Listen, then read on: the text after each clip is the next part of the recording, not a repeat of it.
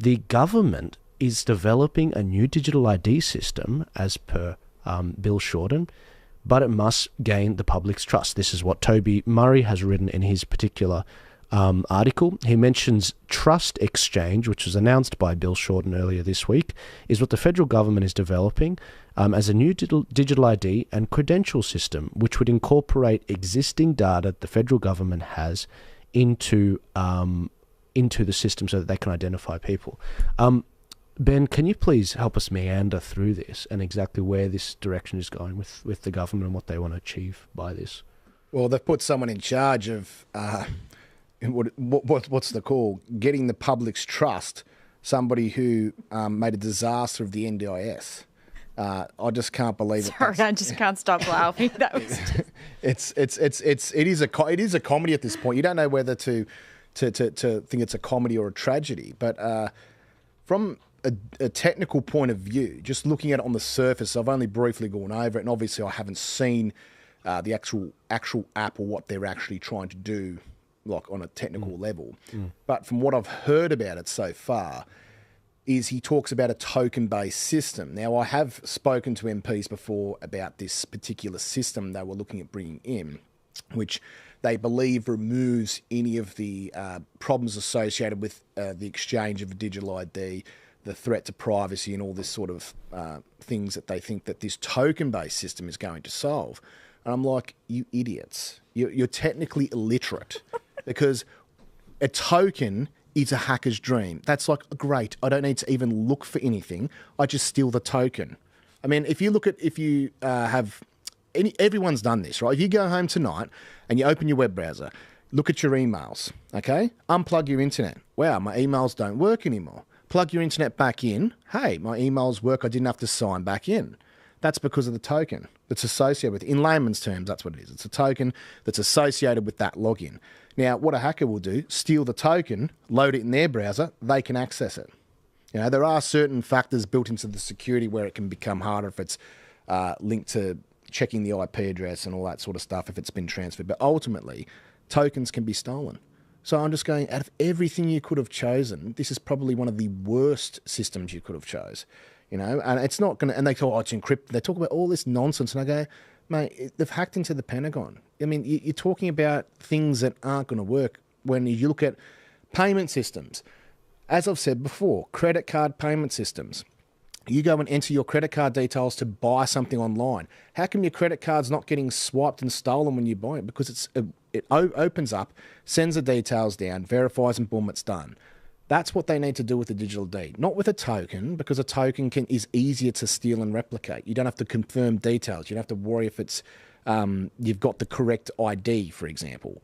All you need to do is get the token. So there's a few things to unpack, but yeah, you're right. I think when it comes to security, especially cybersecurity, you really want to make sure that you have the least amount of concentration. You know, creating a digital ID register where you're like literally opening it up to hackers saying, look, I've put it all in one place for you. Centralization, right? It's a treasure trove of data. How has that been going? Like Optus and all the rest of it. How's it been going for all these different other companies? It hasn't.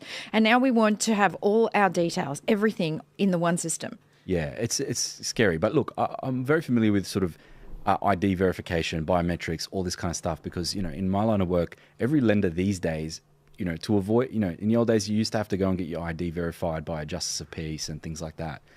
And, you know, just because we were doing it so often, I went and became a JP and, you know, clients who I need to verify the ID, I do the stamp and all that kind of stuff.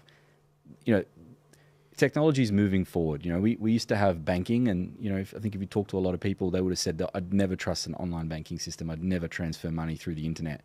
But, you know, technology is moving forward. So my view is it shouldn't be done by the government. I think if we're going to have a digital ID system, you can't trust the government to do that. They are the worst at executing anything. And, you know, they'll spend, like I think they said it was going to cost 12 million. I promise you, record this, clip it.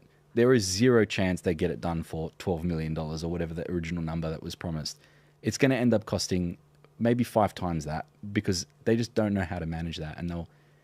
But just going back to it, you know, you have a trust-based system. I think security should be multi-factor. You know, you're seeing a lot of efficacy on two-step authenticators, things like, SMS codes, now cybersecurity experts and even hackers, they'll tell you that those things can be exploited because you can do a port on someone's mobile number. If you know the right information about somebody, you can port their mobile number without their permission because, Optus or whoever it else is doing might have these secret questions about you, and if they know the certain information, they can port the number from them to you and get the SMS code and then get into your banking. Happened to my father-in-law.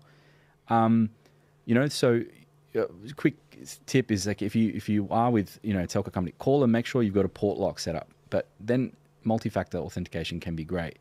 Think centralizing a digital ID system, as much as they'll talk about it trying to be, let's move with the times, it's really a mechanism of control for them. And that's the problem I think most people have. They'll say that it's going to be a system that makes everything easy for everybody, give you access to multiple services, and it's totally voluntary. But we already know with like direct... For how long?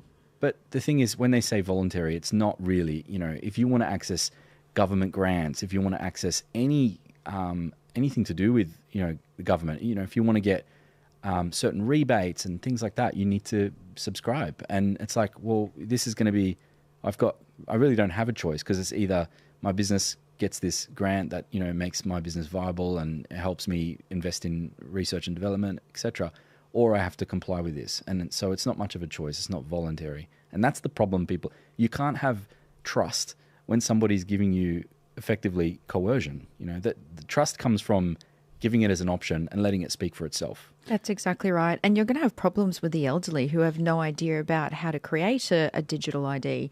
I mean, that's a real issue as well. There's quite a significant amount of older people. And not to mention old people that are technically illiterate. I mean, there's people who have a lot of trouble with technology for whatever reason. Not everyone's going to be good at it. It's just a way of life. It's not. I know from a very deep technical level about IT, computers, devices, and it is a difficult area. It's not something that's easy, and the problem is it keeps getting more complicated because of the fact it's expanded so fast. They need to bring more people in. These people aren't like the old school people who created all of the early tech. These people make it more complicated than it needs to be, especially in the coding side, because they think, I need to make it look good. I need to make it look like I'm doing my job. And that's the problem. It's dragged out and become more complicated than it needs to be. So you have that problem too. People who are going to struggle with the basic stuff. And that opens a door too. That opens a door to them becoming victims of cybercrime because they don't understand the technical nature. Like, for example, people make their password on their Wi-Fi really easy, or like they use the standard password. They don't go and actually put a new password on it. And there's actually been password lists that were released a long time ago now, but there was one called Netgear Poon or something like that.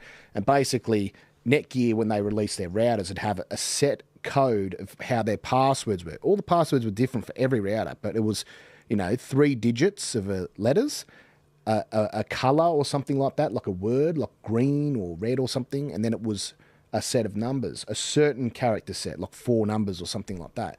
So someone figured that out, got the lists from Netgear of every combination of their password, made into a password list, because you could sit there and crack a Netgear password if they've used the default password. So this is the technical things that people in the community aren't aware of. So if you've got that happening in the community, what's going to happen when you get hackers and they're going to, use this to their advantage to steal someone's digital ID, use it to steal their entire life, not just their entire life, they're going to use it to open bank accounts galore because they don't need anything except this trust system that they've got. And then you're going to see huge implications happen. Like we're going to see money laundering, you're going to terrorism financing, all of it. And that's what, a lot of the lenders use these biometric systems now and liveness checks, because, I was to my story before about, you used to have to get it certified by a JP. Now they send a link to the client, and I've done these before. And, they do the liveness check on your face. They make you move side to side and up and down. But I've already seen people using generative AI be able to beat these liveness checks. Ben mentioned that last time. Yeah, I've actually passed it. I was able to bypass it, all facial recognition. I've had people show that to me, that system. See, it makes me look like I'm a real person. I go, it ain't hard to do that on the screen. It's not hard. Up and down, they can do all sorts of things. Like they have heads now through AI. You take a photo of someone, you put it up, it makes a moving head. You can tell it what to do. Up and down, left and right, it'll do it. It was the number one trending on GitHub is a open sourced AI face, what do you call it? Like where they superimpose, they took one of Elon and they took his face and put it on a random guy. It was a webcam and he was just like moving around. He looked like Elon Musk. Yeah. And that's when you actually can't understand whether you're listening to somebody who's genuine or not. I mean, we're heading into some interesting times. We really are. There's going to come a time when we really won't know whether our news feeds are genuine, the people we're talking to over an internet Zoom call is a genuine person. Look at the biometrics. If you look at all these biometrics we're seeing today, like fingerprint, facial recognition, iris scan, all these sorts of things, and voice recognition. All that was being used in the top facilities around the world in like the 90s. That was like all those type of biometrics are being used then. But then the question comes, so this is like 30, 40-year-old technology. What are those people using now? They ain't really using a lot of that. They're using far more sophisticated things that they see your mannerisms, they see your gait of your walk, all these very advanced biometric mechanisms in your body. And they have computer systems that focus on that now because they know fingerprints can be forged. They know facial recognition can be forged, iris scans. They know all these things can be forged now. And it's becoming easier because it's more available to everyone. It's now become easier to actually forge all of that stuff. Ben, I've got a question from an audience member. They're wondering